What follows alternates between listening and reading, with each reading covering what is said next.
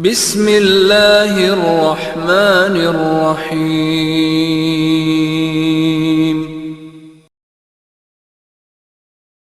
اعوذ باللہ من الشیطان الرجیم، بسم اللہ الرحمن الرحیم۔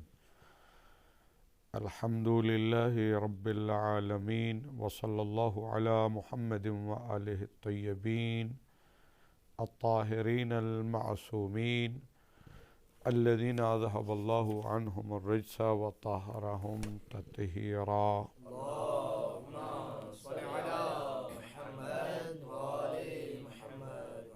العلم تمہید قلنا ان اللہ تعالی خلق الانسان مفطورا علی التفکیر مستعدا لتحصیل المعارف۔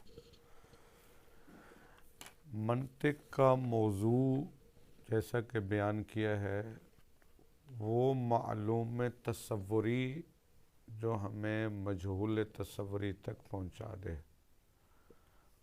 اور اس کو معرف یا تعریف کہتے ہیں، اور وہ معلوم تصدیقی جو ہمیں مجہول تصدیقی تک پہنچا دے اس کو حجت کہتے ہیں۔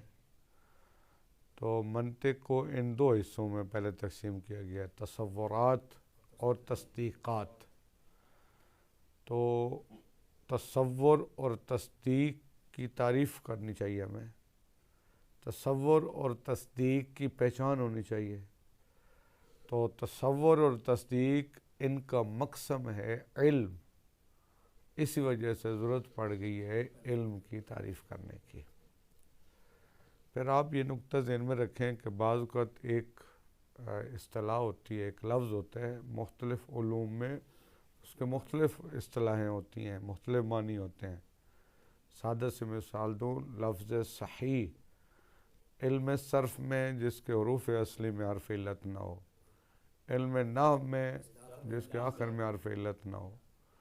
تو دیکھنے کہ علم سے کیا مراد ہے، وہ علم جو تصور اور تصدیق کا مقسم ہے اس علم سے کیا مراد ہے، اور پھر یہ علم انسان کو کیسے حاصل ہوتا ہے۔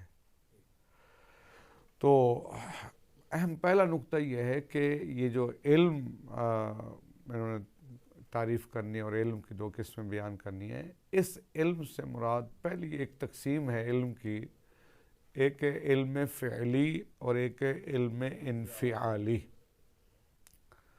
اللہ تعالیٰ کا جو علم ہے وہ علم فعلی ہے، جو ہمارا علم ہے یہ علم انفعالی ہے۔ علم فعلی اور علم انفعالی میں جو بنیادی فرق ہے وہ ایک ہی جملہ میں بتا دیتا ہوں، آپ اس کو ذہن میں رکھیں۔ علم فعلی میں علم پہلے ہوتا ہے، معلوم بعد میں ہوتا ہے، یعنی العلم قبل المعلوم، علم پہلے اور معلوم بعد میں۔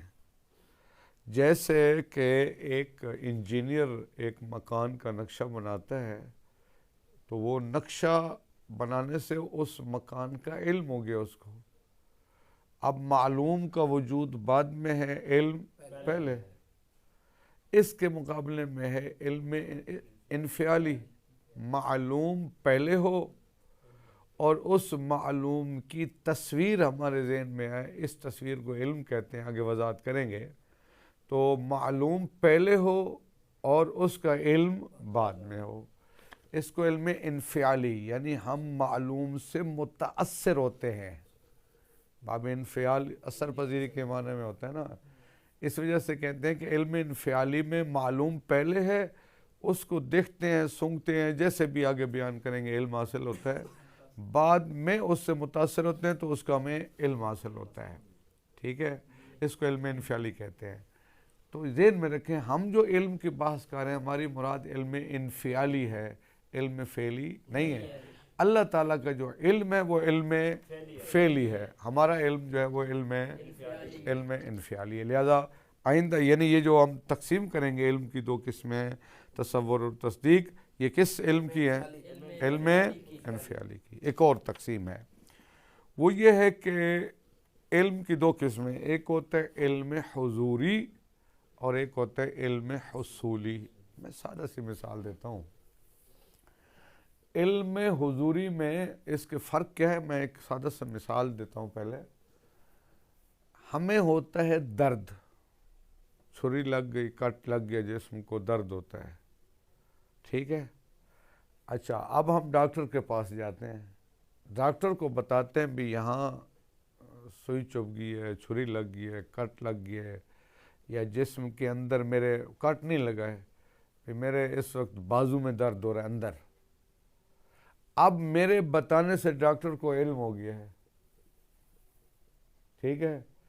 اب مجھے بھی پتہ ہے میرے اس بازو میں درد ہے، ڈاکٹر کو بھی پتہ ہے، مجھے بھی علم ہے، ڈاکٹر کو بھی علم ہے، لیکن فرق ہے، جو مجھے درد کا علم ہے اس کو علم حضوری کہیں گے، جو ڈاکٹر کو میرے درد کا علم ہوگا اس کو علم حصولی کہیں گے۔ لہذا کہتے ہیں علم حضوری میں خود معلوم عالم کے پاس حاضر ہوتا ہے، خود شے معلوم پاس ہوتی ہے، وہ موجود ہوتی ہے، جبکہ علم حصولی میں ایک شے کی تصویر خود معلوم نہیں حاضر ہوتا، ایک شے کی تصویر ذہن میں آتی ہے۔ بات سمجھ آ گئی یہاں تک؟ تو کہتے ہیں کہ اگر آپ فرق انہوں نے ویسے بیان کیا ہے بھی علم حصولی اور علم حضوری میں کیا فرق ہے، مزید سمجھنے کی اچھی بات ہے اگر شروع میں یہ اصطلاحات آپ ذہن نشین کر لیں۔ کہتے ہیں پہلا فرق تو یہی ہے کہ علم حضوری میں خود معلوم شے عالم کے پاس حاصل ہوتی ہے، جیسے مجھے درد کا علم ہے، جیسے مجھے اپنی ذات کا علم ہے، جیسے مجھے اپنی صفات کا علم ہے، جس طرح کہ خدا کو اپنے سوا تمام کائنات کا جو علم ہے، ٹھیک ہے جی۔ تو علم حضوری میں خود شے معلوم عالم کے پاس ہوتی ہے، علم حصولی میں شے اور ہے، شے معلوم، عالم اور ہے، اس کی تصویر ذہن میں آئی ہے۔ سمجھ آ گئی بات؟ ایک یہ فرق۔ اچھا، دوسرا فرق یہ ہے کہ علم حصولی میں خطا ہو سکتی ہے، اشتباہ ہو سکتی ہے، غفلت ہو سکتی ہے، لیکن علم حضوری میں مجھے اگر درد ہے تو اس میں کبھی شک پیدا ہو سکتا ہے، اس میں غفلت ہو سکتی ہے، اس میں جہالت آ سکتی ہے، نہیں ہو سکتا ہے۔ جو مجھے درد ہے یا مجھے اپنی ذات کا علم ہے، اپنی صفات کا علم ہے، میں کس پانی میں ہوں، کتنا میں کیا ہوں، تو ہر شخص جانتا ہے، اس میں کبھی غفلت اور خطا، جبکہ علم حصولی میں غفلت اور خطا ہو سکتی ہے۔ سمجھ آگئی بات؟ اور بھی انہوں نے فرق بیان کیے ہیں کہ وہ جو علم ہوتا ہے نا، علم حضوری، کہتے ہیں کہ علم حضوری جو ہے اس کی تصور تصدیق میں تقسیم نہیں ہے، یہ جو آگے ہم تقسیم کریں گے، جو مقسم اس آگے تصور تصدیق کا مقسم ہے وہ علم حصولی ہے، علم حضوری۔ اگلی بات یہ بھی فرق بیان کر سکتے ہیں، جو علم حصولی ہے اس کا وجود علمی اور ہے، وجود عینی اور ہے۔ یہ میرے ہاتھ میں کتاب ہے، یہ جو جس کا مادہ مقدار ہے، وزن ہے، شکل ہے، یہ وجود عینی ہے، اس کی جو تصویر ہے وجود علمی ہے۔ تو وہاں وجود علمی اور ہے، وجود عینی، جبکہ علم حضوری میں ایسا نہیں ہے۔ اور بھی فرق بیان کر سکتے ہیں، علم حضوری میں علم معلوم اور عالم میں اتحاد ہے، دو چیزیں نہیں ہیں، جبکہ علم حضوری میں نہ علم حضوری میں اتحاد ہے، علم حصولی میں اتحاد نہیں ہے۔ سمجھ آ گئی بات؟ اچھا، ہم نے یہ بات کیوں کی، ہم یہ کہنا چاہ رہے ہیں جو علم مقسم ہے تصور و تصدیق کا، اس علم سے مراد ہماری علم حصولی مراد ہے، علم حضوری مراد۔ اس وجہ سے اگر کوئی یہ اعتراض کرے، میں مرحوم مظفر رحمۃ اللہ علیہ پر بھی آپ نے جو علم کی تعریف کی ہے، یہ تو علم حضوری کو شامل نہیں ہے، چونکہ جو تعریف ہے نا علم کی آگے تعریف کر رہے ہیں، وہ کیا ہے؟ ایک شے کی تصویر کا ذہن میں آنا، تو شے اور ہوتی ہے، معلوم اور ہے، عالم اور ہے۔ تو اس کا جواب یہی ہے کہ ہم تقسیم ہی علم حصولی کی کر رہے ہیں، تعریف بھی علم حصولی کی ہے، یہ علم حضوری کی تعریف ہے ہی نہیں، لہٰذا آپ کا یہ اعتراض کرنے کہ علم حضوری کو شامل نہیں ہے، یہ اعتراض درست نہیں ہے۔ اب آ جائیں، بہرحال علم جو مقسم ہے اس پہلی تقسیم میں علم سے مراد علم انفعالی مراد ہے، علم فعلی مراد نہیں ہے۔ دوسرا جو مقسم ہے وہ علم حصولی مراد ہے، علم حضوری مراد نہیں ہے۔ اب آتے ہیں، فرماتے ہیں، دیکھتے ہیں یہ علم حاصل کیسے ہوتا ہے، یعنی اس علم کے حاصل ہونے کا طریقہ کار کیا ہے، کیسے یہ علم حاصل ہوتا ہے۔ تو فرماتے ہیں دیکھیے، یعنی سوال یہ ہے کہ ہمیں علم کیسے ہوتا ہے، حاصل کیسے علم حاصل ہوتا ہے۔ کہتے ہیں پہلی بات یہ ہے کہ انسان، لیکن 2-3 بنیادی باتیں ان کو سمجھنا ہے۔ انسان جب پیدا ہوتا ہے، ٹھیک ہے، دنیا میں وہ تشریف لایا، ماں کے شکم سے وہ باہر آیا، تو جب وہ پہلی دنیا میں قدم رکھتا ہے تو لا یعلم شیئا، کسی چیز کو نہیں جانتا، وہ اس کا صفحہ ذہن ہر طرح کی معلومات سے خالی ہوتا ہے۔ اب آپ کہیں فطرتاً تو انسان وہ ہم نے کہا مفکر ہے، فکر کرنے والا ہے، فکر بغیر علم کے تو نہیں ہو سکتی نا۔ اعتراض دیکھیں کیا ہو سکتا ہے۔ آپ کہتے ہیں جب بچہ دنیا میں، ادھر سے آپ کہتے ہیں فطرتاً انسان مفکر ہے، فکر بغیر علم کے ہوتا ہے۔ ادھر سے آپ کہتے ہیں صفحہ وجود، اس کا صفحہ ذہن ہر قسم کی معلومات سے، سمجھیں بھی اس وقت اس کے اندر استعداد ہے، ابھی وہ بچہ انسان بنا نہیں ہے پورا، ابھی بالقوہ انسان ہے، ابھی بالفعل انسان، ابھی تو تین چار مراحل ہیں، تب جا کر یہ بچہ انسان بنے گا۔ ابھی اس میں اور بکری کے بچے میں کوئی فرق نہیں ہے، وضاحت کرتا ہوں۔ جب یہ بچہ دنیا میں آیا، اس کے صفحہ ذہن ہر طرح کی معلومات سے، اب جب یہ بچہ پلتا بڑھتا ہے، دیکھتا ہے، سنتا ہے، چکھتا ہے، سونگھتا ہے، چھوتا ہے، تو وہ یہ دیکھنے سے مثلا ماں کو دیکھتا ہے، اس کی تصویر اس کے بچے کے ذہن پہ آ جاتی ہے۔ آواز سنتا ہے، اگر وہ بہرا نہیں ہے، آواز سنتا ہے تو اس کی تصویر اس کے ذہن میں آتی ہے۔ کوئی چیز چکھتا ہے۔ 5 اللہ تعالیٰ کی ہم کتنی نعمتوں کا شکر ادا کریں، اللہ تعالیٰ نے ہمیں 5 قوتیں عطا فرمائی ہیں۔ وہ ایک قوت ہے قوت باصرہ، دیکھنے والی قوت، آنکھ، یا اس کو قوت کہیں یا حس کہیں، ٹھیک ہے، حس سے باصرہ، دیکھنے کی حس۔ ایک ہے قوت سامعہ، سننے کی حس، کان۔ ایک ہے قوت ذائقہ، چکھنے کی۔ ایک ہے قوت شامہ، سونگھنے کی۔ ایک ہے لامسہ، ٹچ کرنے کی۔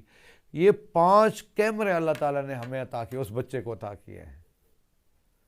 کیمرے لے کر آیا ہے، ابھی اس کی ریل بالکل خالی پڑی ہوئی ہے، ابھی ریل پر کوئی تصویر۔ اب جیسے ہی وہ پلتا بڑھتا ہے، دیکھتا ہے چیزوں کو، سنتا ہے، ٹچ کرتا ہے، سونگھتا ہے، تو ان کی تصویریں اس کے صفحہ ذہن پر چھپ جاتی ہیں۔ اب اس کا ذہن پر کچھ ہمیں نشانات نظر آ رہے ہیں، یہ نشانات ہیں تصویروں کے، جو ان حواس خمس کے ذریعے سے حاصل ہوئی ہیں۔ اب جو صفحہ ذہن خالی تھا، اب اس پر نیا نقش آ گئے۔ یہ جو نئے نقش آ گئے، اسی کو علم کہتے ہیں۔ یہ جو نئی حالت پیدا ہو گئی، اس کو کیا کہتے ہیں؟ علم کہتے ہیں۔ اور کہتے ہیں اس کو کہتے ہیں علم حسی۔ کیوں؟ اس وجہ سے کہ یہ علم حاصل ہوا ہے انسان کو حواس خمس کے ذریعے۔ اور دیکھیے تصویریں مختلف ہیں۔ ایک اور سادہ میں مثال میں دوں، آپ ایک دفعہ انتہائی ٹھنڈی چیز پر ہاتھ رکھیں، ایک ہاتھ رکھیں ٹھنڈی چیز پر، دوسرا ہاتھ رکھیں گرم چیز پر، کیا دونوں ایک جیسے محسوس ہوں گی؟ یہی علم اسی ہے۔ آپ کا ایک ہاتھ ٹھنڈے پر ہے، اس کا احساس اور ہے، ایک ہاتھ آپ کا گرم چیز پر ہے، اس کا احساس اور ہے۔ آپ جناب 2 چیزیں کھاتے ہیں، ایک چمچ لیتے ہیں آپ کھیر کا، اس کا ذائقہ اور ہے، ایک آپ چمچ لیتے ہیں بریانی کا، آپ کی زبان بتاتی ہے بھی تصویریں 2 ہیں، آپ کو مختلف طرح کا احساس ہوتا ہے۔ یہ جو مختلف طرح کا احساس ہے، یہی علم حسی ہے، اور یہ سب سے پہلا درجہ ہے علم کا۔ ٹھیک ہے، آگے بیان کریں گے. یہ جو علم ہے بعد میں انسان ارسطو بنے، بعد میں انسان ابن سینا بنے، تو اس کا جو بنیادی سرمایہ وہ یہی علوم حسیہ ہے. سمجھ آ گئی بات؟ اچھا جی. اس کے بعد اب بچہ تھوڑا سا کیا ہو گیا، بڑا ہو گیا. اب اللہ تعالیٰ نے اس بچے کو ایک اور قوت دی ہے جس کو قوت خیال کہتے ہیں. ذرا اس کو سمجھنے قوت خیال سے کیا مراد ہے. قوت وہ تصویریں، کیمرے اللہ تعالیٰ نے 5 دیے تھے نا، ان کی تصویریں بن چکی ہیں. ٹھیک ہے، اب یہ بچہ ان تصویروں میں رد و بدل کرتا ہے، ان تصویروں کو ملا کر ایک ایسی تصویر بھی بنا لیتا ہے جس کو اس نے دیکھا ہوا، سونگا ہوا، چکھا ہوا نہیں ہوتا. یہ کیسے بنا لیتا ہے؟ قوت خیال کے ذریعے. میں آپ کو ایک مثال دوں.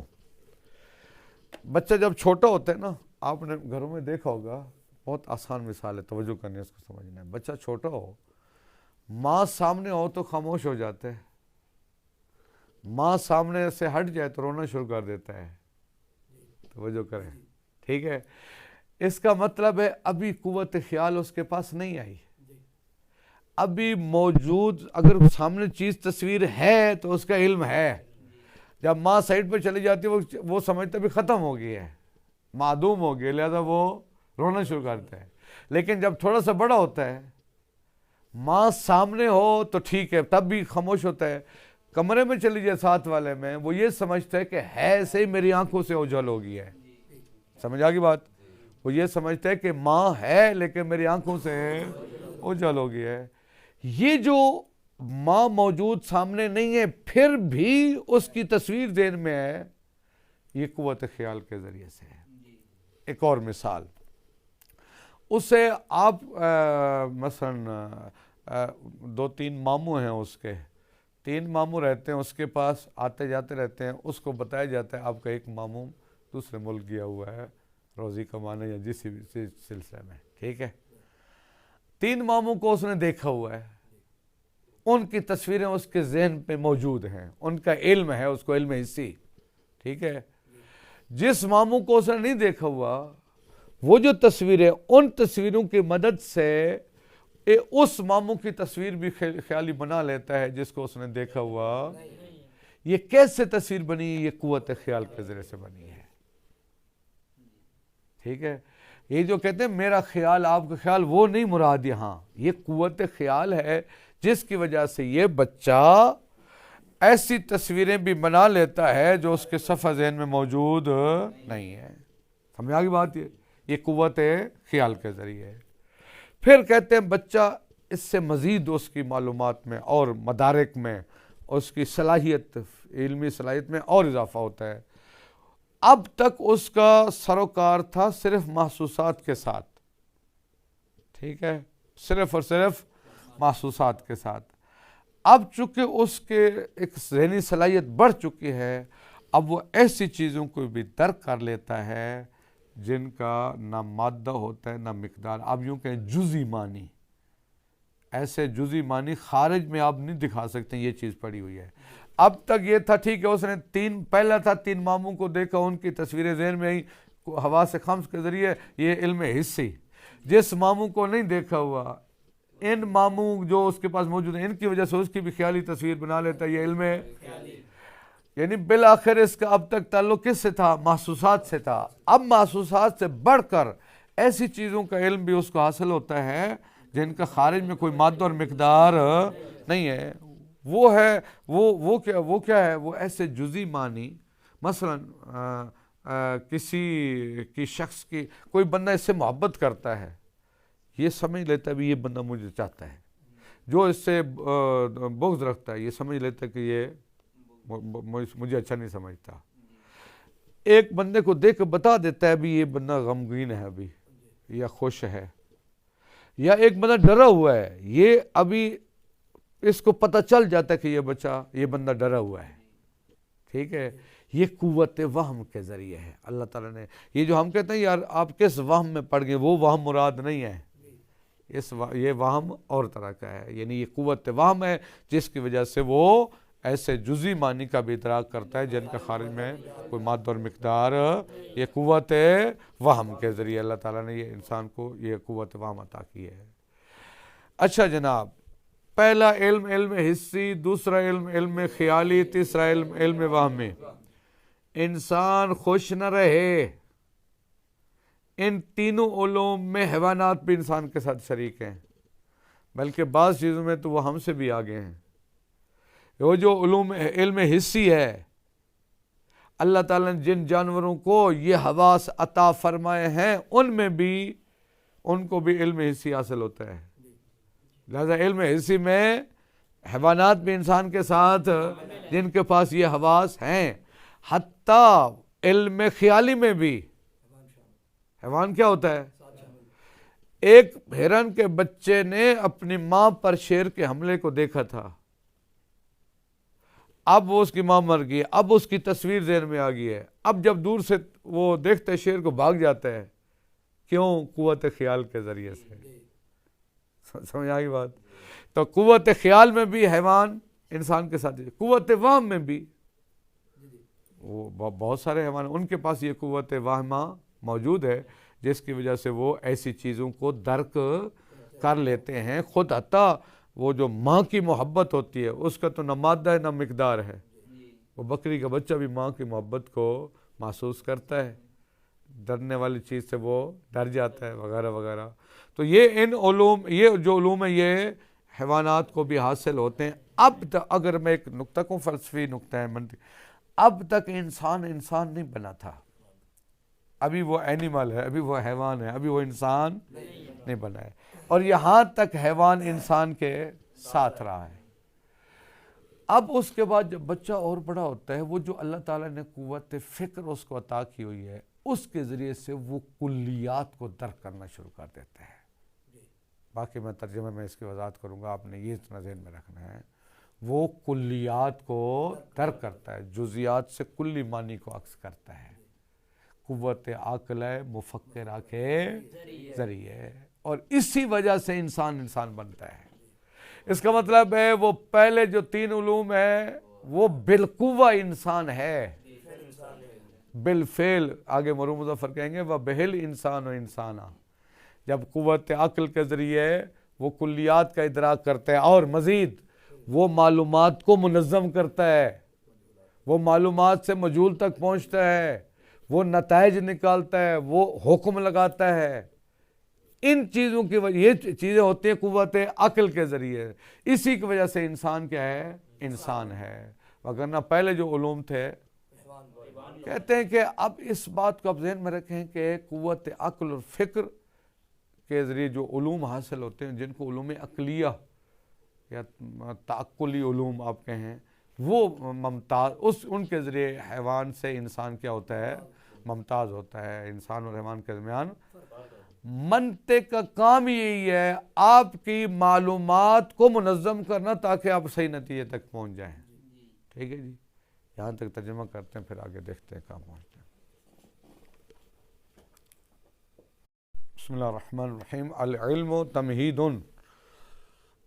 اچھا جی، فرماتے ہیں کہ قلنا، ہم نے پہلے بھی کہا، ان اللہ تعالی خلق الانسان مفطورا علی التفکیر.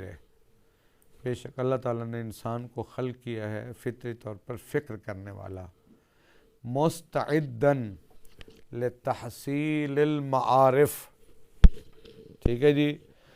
اچھا، فکر کس وجہ سے کرتا ہے؟ وہ جو اللہ تعالیٰ نے قوت مفکرہ عطا فرمائی ہے. ٹھیک ہے. مستعدن، در حالانکہ استعداد رکھتا ہے، لتحصیل المعارف، معارف کو، معلومات کو حاصل کرنے کی. بما اعطیا، اس کے ذریعے جو اس بچے کو عطا ہوئی ہے. کیا عطا ہوئی ہے؟ من قوت عاقلۃ مفکرہ. ٹھیک ہے جی.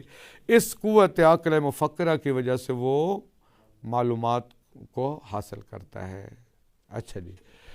یمتاز بہا عن الاجماوات، گائے، بھیڑ، بکری، گھوڑے وغیرہ سے انسان اسی قوت عقل کے ذریعے کیا ہوتا ہے؟ ممتاز ہوتا ہے.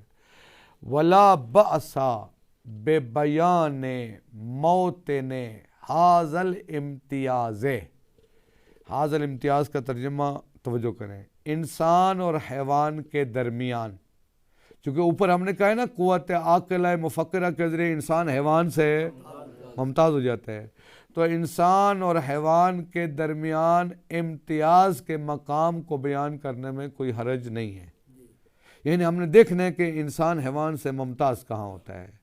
من اقسام العلم، علم کی اقسام میں سے، الذی نبحث عنہ، وہ علم جس کے بارے میں ہم بحث، اب الٹا ترجمہ اس طرح کیا جائے گا، وہ علم جس کے بارے میں ہم بحث کریں گے اس علم کی اقسام میں سے انسان اور حیوان کے درمیان امتیاز کے مقام کو بیان کرنے میں کوئی حرج نہیں ہے۔ کیوں بیان کر رہے ہیں آپ؟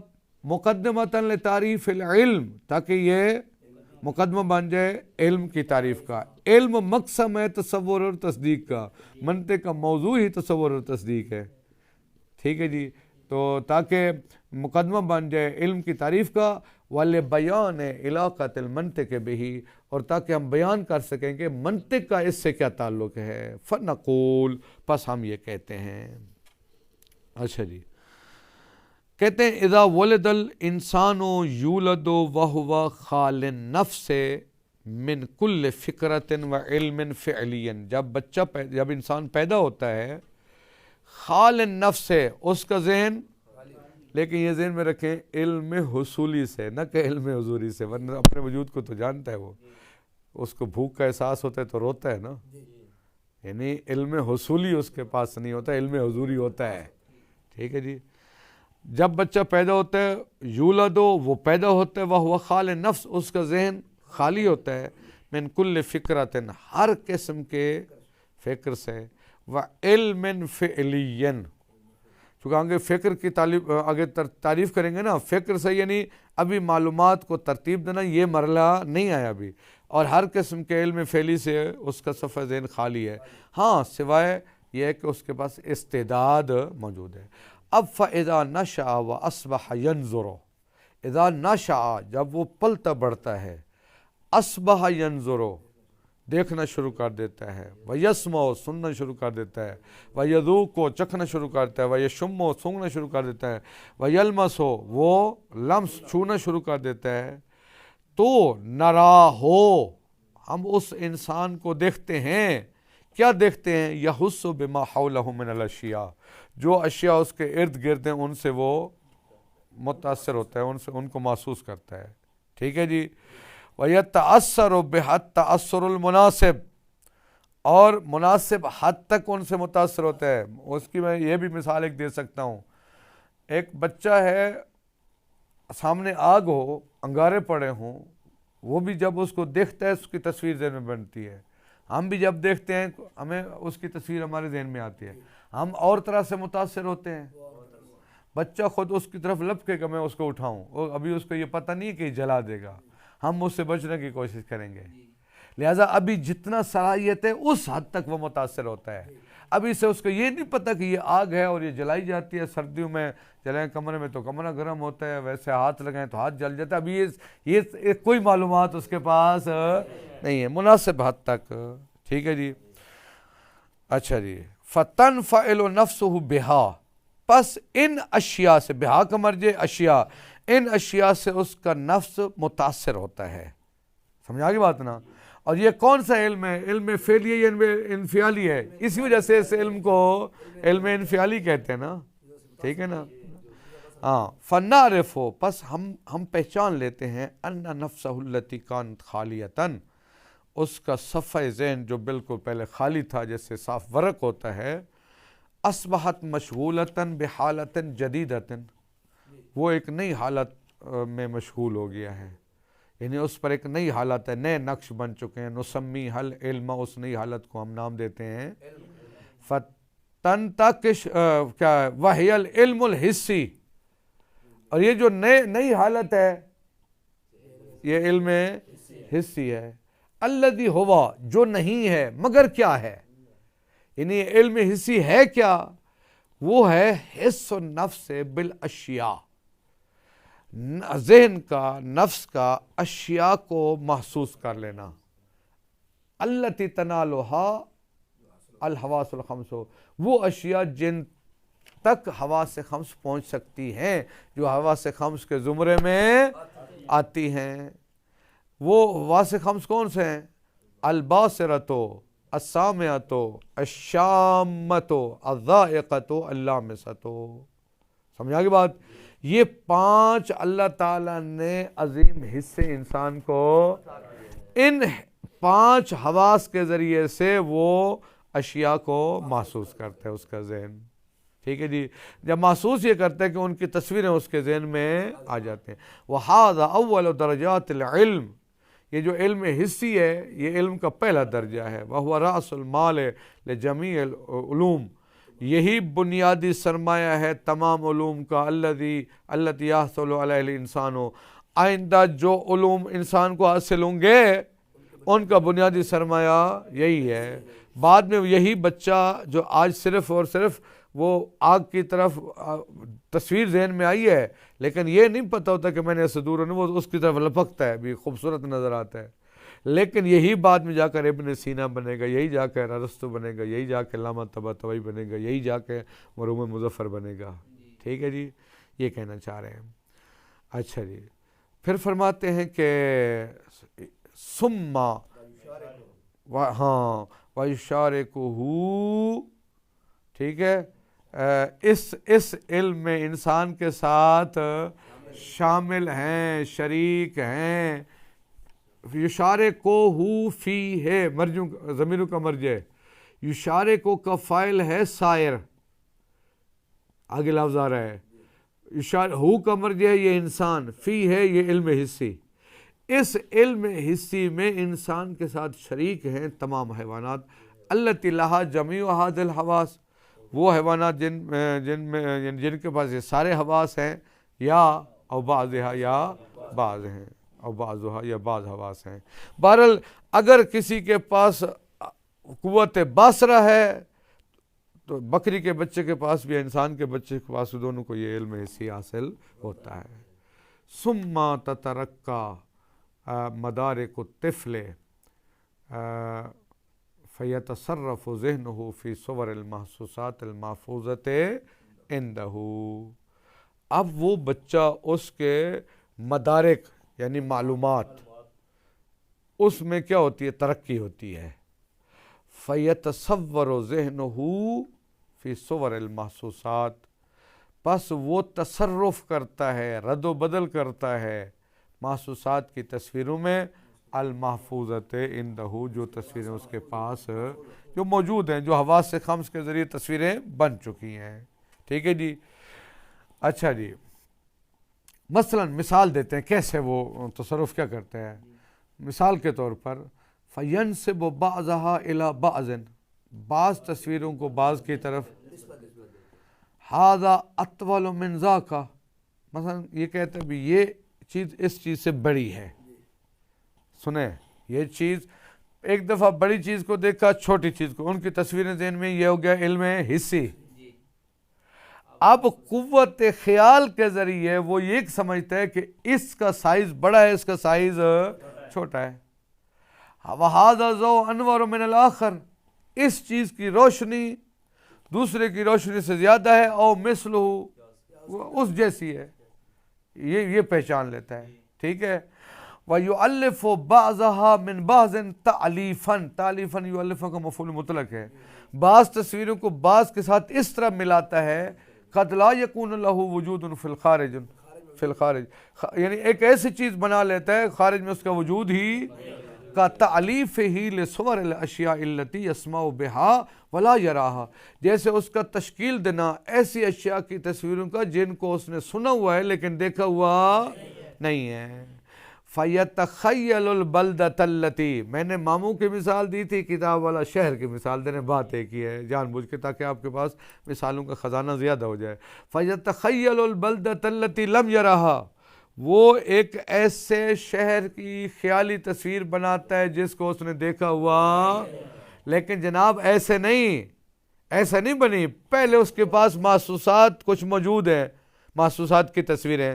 اس نے 3-4 شہر دیکھے ہوئے ہیں, لاہور دیکھا ہوا ہے, اسلام آباد دیکھا ہوا ہے, پنڈی دیکھا ہوا ہے, ملتان نہیں دیکھا ہوا. تو جن شہروں کو دیکھا ہوا ہے ان کی مدد سے, قوت خیال کی وجہ سے, وہ ملتان شہر جس کو اس نے دیکھا ہوا نہیں اس کی بھی خیالی تصویر بنا لیتا ہے. ٹھیک ہے جی. فرماتے ہیں کہ مؤلفتاً یہ فیتخیل البلدۃ التی لم یرا, وہ ایک ایسے شہر کی خیالی تصویر بنا لیتے جس کو اس نے دیکھا ہوا نہیں ہوتا ہے.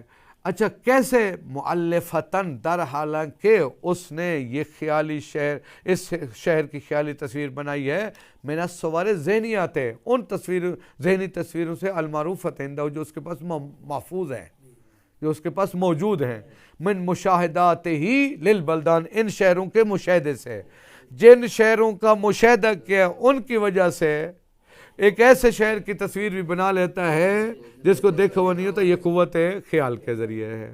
وَهَذَا هُوَ الْعِلْمُ الْخِيَالِي يَحْصُلُ عَلَيْهِ الْإِنسَانُ بِقُوَّةِ الْخِيَالِ, یہ قوت خیال کے ذریعے انسان کو حاصل ہوتا ہے. وَقَدْ يُشَارِكُهُ فِيهِ بَعْضُ الْحَيْوَانَاتِ, ہو سکتے سارے کے سارے نہ ہوں, بہرحال بعض حیوانات اس علم خیالی میں انسان کے ساتھ شریک ہیں. ثم يتوسع في ادراكه من اکثر من المحسوسات, توجہ کریں. اب بچے کی معلومات میں کیا ہوتی ہے, وسعت پیدا ہوتی ہے, محسوسات سے بڑھ کر, محسوسات سے آگے, محسوسات سے زیادہ. یعنی اب تک کیا کس سے تعلق تھا, محسوسات سے. فیدرک المعانی الجزئیۃ, وہ کچھ جزئی معنی کا ادراک کرتا ہے. سمجھا کی بات, جزئی معنی کا ادراک, جن کا کوئی مادہ اور مقدار, التی لا مادۃ لہا ولا مقدار, جن کا نہ مادہ ہے نہ مقدار ہے. اچھا جی. مثلا مثل حب ابویہ لہو, اپنے ماں باپ کی اپنے ساتھ محبت, یعنی اس سے پتہ ہے میرے ماں باپ مجھ سے محبت کرتے ہیں, تبھی تو وہ نخرے کرتا ہے, رونے شروع کرتا ہے. وعداوت مبغضی ہے, اس کے ساتھ اپنے جو اس کے ساتھ بغض رکھتے ہیں ان کی دعوت دشمنی کو سمجھ لیتا ہے. وخوف الخائف, اس کا ترجمہ صحیح کرنا ہے. خوف الخائف یعنی ایک بندہ ڈرا ہوا ہے, یہ سمجھ لیتا ہے کہ وہ ڈرا ہوا ہے, نہ یہ کہ ڈرانے والے سے ڈر جاتا ہے, یہ مراد نہیں ہے. ایک بندہ ڈرا ہوا ہے, یہ پہچان لیتا ہے کہ وہ شخص ڈرا ہوا ہے. وحزن ثاقل, درد مند کے غم کو. وفرح المستبشر, بشارت دینے والے کی خوشی کو, یا جس کو فرح مستبشر, جس کو وہ کسی کام کی بشارت دی گئی ہے, خوشخبری, اور وہ خوش ہے, اس کو پہچان لیتا ہے. وَهَذَا هُوَ الْعِلْمُ الْوَهْمِ, یہ علم وامی حاصل علیہ الانسان, یہ بھی انسان کو حاصل ہوتا ہے کغیرہ من الحیوانات, جس طرح کے باقی حیوانات کو حاصل ہوتا ہے بقوت الوہم. وَهِيَ سے مراد هذه القوت موضع افتراق الانسان عن الحیوان, یہ انسان کے حیوان سے افتراق کا مقام ہے. وہ جو ہم نے کہا تھا نا شروع میں, کیا کہا تھا, موطن حاضل امتیاز, انسان اور حیوان کا امتیاز کہاں ہے, کہتے یہ ہے موضع افتراق انسان کا حیوان سے.